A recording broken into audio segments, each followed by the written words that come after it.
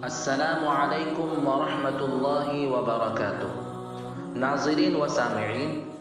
YouTube channel نور ہدایت 360 پر خوش آمدید۔ اس چینل پر تاریخی اسلامی پسندیدہ واقعات اور دلچسپ اور سبق آموز قصے پیش کیے جاتے ہیں۔ اگر آپ چاہتے ہیں کہ اس طرح کے دلچسپ قصے آپ کو سننے ملیں تو چینل کو ضرور سبسکرائب کریں اور گھنٹی کے بٹن پر کلک کریں۔ قرآن کریم کے 7ویں پارے کے پہلے رکوع میں اللہ تبارک و تعالیٰ کا ارشاد ہے وَإِذَا سَمِعُوا مَا أُنزِلَ إِلَى الرَّسُولِ تَرَىٰ أَعْيُنَهُمْ تَفِيضُ مِنَ الدَّمْعِ مِمَّا عَرَفُوا مِنَ الْحَقِّ، کہ جب وہ سنتے ہیں اس کلام کو جو رسول پر اترا تو دیکھے گا کہ ان کی آنکھوں سے آنسو بہتے رہتے ہیں، اس حق کی وجہ سے، اس کلام حق کی وجہ سے، اس دین حق کی وجہ سے جس کو انہوں نے پہچان لیا ہے۔ یقولون، وہ کہتے ہیں ربنا آمنا، اے ہمارے رب ہم ایمان لے آئے، فاکتبنا مع الشاہدین، پس تو گواہوں میں ہمارا بھی نام لکھ دے، یعنی ماننے والوں میں ہمارا شمار کر دے۔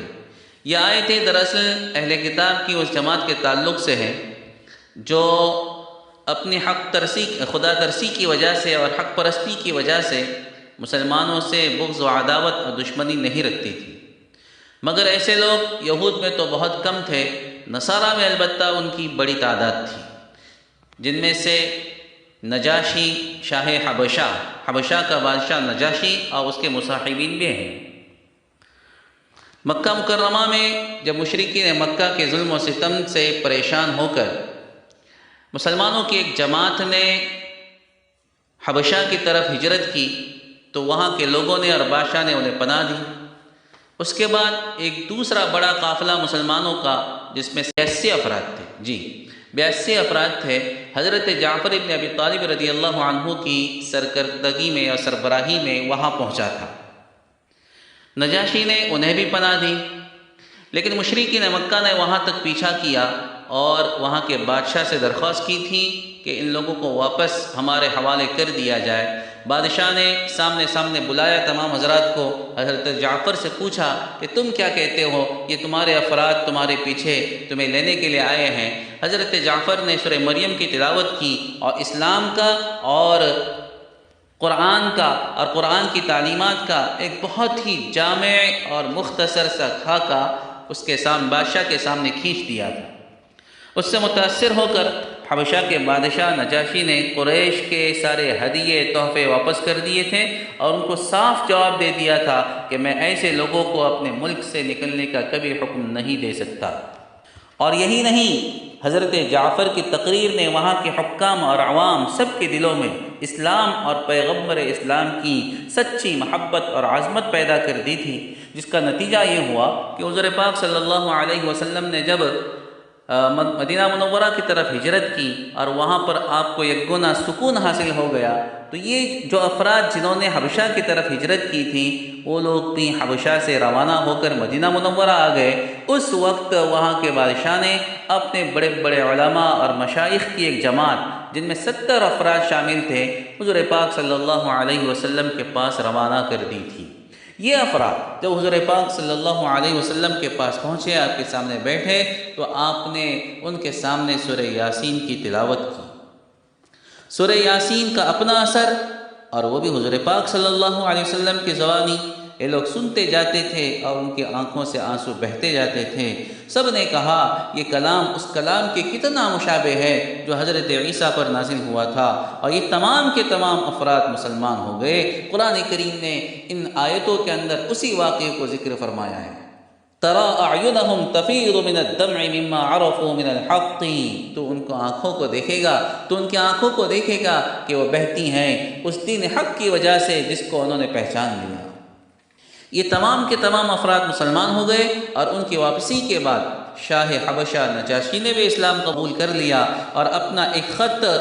اپنے صاحبزادے کے حوالے کیا اور ایک دوسرے وفد کا قائد بنا کر اسے حضور پاک صلی اللہ علیہ وسلم کی خدمت میں بھیجا، مگر سوء اتفاق کہ یہ کشتی دریا میں غرق ہو گئی۔ البتہ حبشہ کا بادشاہ اور وہاں کے حکام اور عوام نے اسلام اور مسلمانوں کے ساتھ نہ صرف شریفانہ اور عادلانہ سلوک کیا بلکہ بالآخر خود بھی مسلمان ہو گئے۔ 7ویں پارے کے 5ویں رکوع میں ایک واقعہ مذکور ہے۔ اذ قال الحواریون یا عیسی ابن مریم هل یستطیع ربک ان ینزل علینا مائدۃ من السماء، جب حضرت عیسیٰ کے حواریین نے حضرت عیسیٰ سے درخواست کی کہ اے عیسیٰ، کیا تمہارا رب اس بات پر قادر ہے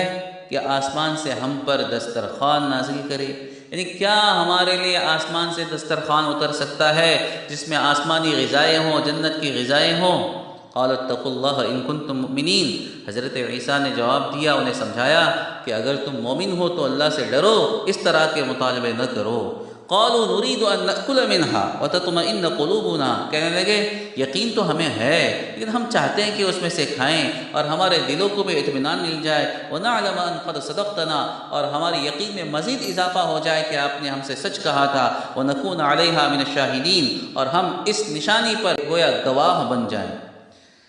قال عیسی ابن مریم اللہم ربنا انزل علینا مائدۃ من السماء، حضرت عیسیٰ نے اللہ تبارک و تعالیٰ سے دعا کی کہ اے ہمارے رب، ہم پر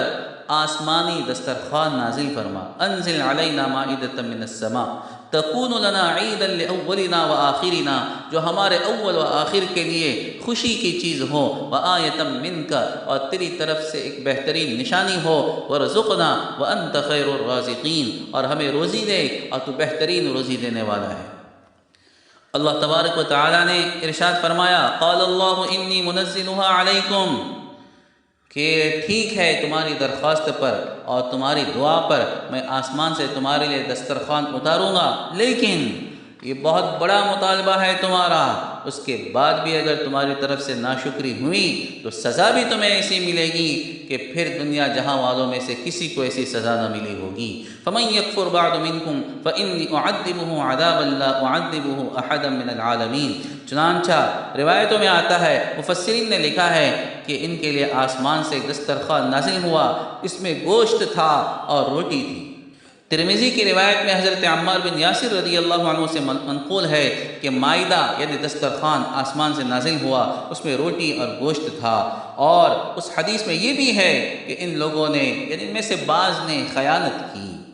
اور اگلے دن کے لیے اٹھا کر رکھا، حالانکہ حکم یہ تھا کہ کھا سکتے ہو، اسے جمع کر کے یا اٹھا کر نہیں رکھ سکتے، لیکن اٹھا کر رکھا تو پھر اللہ تبارک و تعالیٰ کی طرف سے یہ سزا ہوئی کہ سب کے سب بندر، مطلب جن لوگوں نے مخالفت کی تھی سب کے سب بندر اور خنزیر کی صورت میں مسخ ہو گئے۔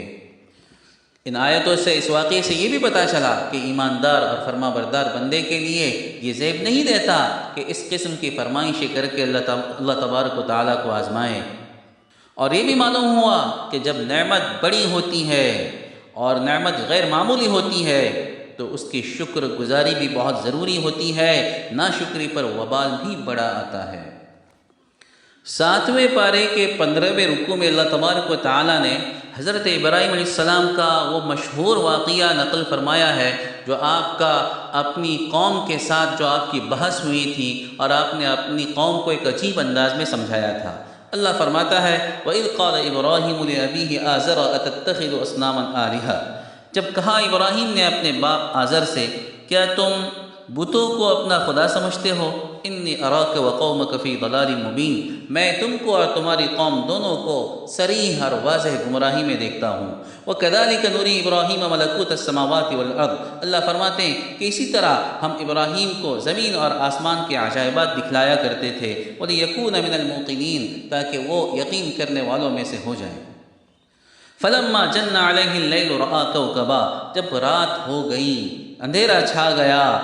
تو دیکھا کہ آسمان پر ایک ستارہ چمک رہا ہے۔ قال هذا ربی، حضرت ابراہیم نے کہا یہ میرا رب ہے۔ فلما افل قال لا احب الآفلین، لیکن جب وہ غائب ہو گیا، ستارے کی زندگی کتنی ہوتی ہے، گھنٹہ 2 گھنٹہ، صبح سے پہلے پہلے وہ غائب ہو جاتا ہے، جب غائب ہو گیا، غروب ہو گیا، تو حضرت ابراہیم نے کہا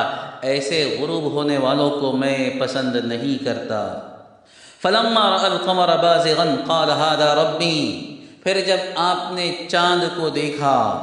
بازغن چمکتے ہوئے، کہنے لگے یہ میرا رب ہے۔ اب یا تو یہ ابتدا کی بات ہے جب حضرت ابراہیم کو نبوت نہیں ملی تھی اور ابتدا ہی میں ان کی ذہن سازی کی جا رہی تھی اللہ تعالیٰ کی طرف سے، یا پھر یہ تو واقعہ تو بات کا ہے، حضرت ابراہیم اپنی قوم کو سمجھا رہے ہیں، اور سمجھانے کے لیے اس اسلوب کو اختیار کیا کہ دیکھو تم فلاں چیز کو خدا مانتے ہو، چلو تھوڑی دیر کے لیے فرض کر لو، لیکن جب وہ غروب ہو گیا کہا کہ یہ تو عیب والی چیز ہے۔ پھر کہا کہ چاند کو خدا مانتے ہو، دیکھو چاند کے اندر بھی عیب موجود ہے، سورج کو خدا مانتے ہو اس میں بھی عیب موجود ہے۔ تو گویا کہ بتدریج اپنی قوم کو سمجھا رہے تھے۔ بہرحال جب چاند کو دیکھا تو فرمایا کہ ھذا ربی، یہ میرا رب ہے۔ فلما افل، لیکن تھوڑی دیر کے بعد چاند بھی غروب ہو گیا، غائب ہو گیا۔ قال لئن لم يهدني ربي لأكونن من القوم الضالين، تو فرمایا کہ اگر میرا رب مجھے ہدایت نہ دے تو میں گمراہ ہونے والوں میں سے ہو جاؤں گا۔ فلما رأى الشمس بازغة، پھر کچھ دیر کے بعد صبح ہو گئی اور چمکتا ہوا سورج باہر نکلا۔ قال ھذا ربی ھذا اکبر، یہ میرا رب ہے، یہ سب سے بڑا ہے۔ فلما افلت، لیکن شام ہوتے ہوتے وہ بھی غروب ہو گیا۔ قال یا قوم انی بریء مما تشرکون، کہنے لگے اے میری قوم، کیسی کیسی چیزوں کو تم اللہ کے ساتھ شریک کرتے ہو، ان تمام مشرکانہ چیزوں سے اور مشرکانہ باتوں سے میں بری ہوں۔ انی وجہت وجہی للذی فطر السماوات والارض حنیفا وما انا من المشرکین، میں نے اپنا رخ اس ذات عالی کی طرف پھیر دیا جس نے آسمانوں اور زمینوں کو پیدا کیا، حنیفا سب سے یکسو ہو کر، وما انا من المشرکین اور میں شرک کرنے والا نہیں ہوں۔ یہ حضرت ابراہیم کا واقعہ قرآن کریم نے یہاں پر ذکر کیا ہے، جس میں آپ نے اپنی قوم کو ایک بہترین انداز میں اور بہترین اسلوب میں نصیحت کرتے ہوئے انہیں توحید کی دعوت دی ہے، انہیں سمجھایا ہے۔ اللہ تبارک و تعالیٰ ان باتوں پر ہمیں بھی عمل کی توفیق عطا فرمائے۔ وآخر دعوانا الحمد للہ رب العالمین۔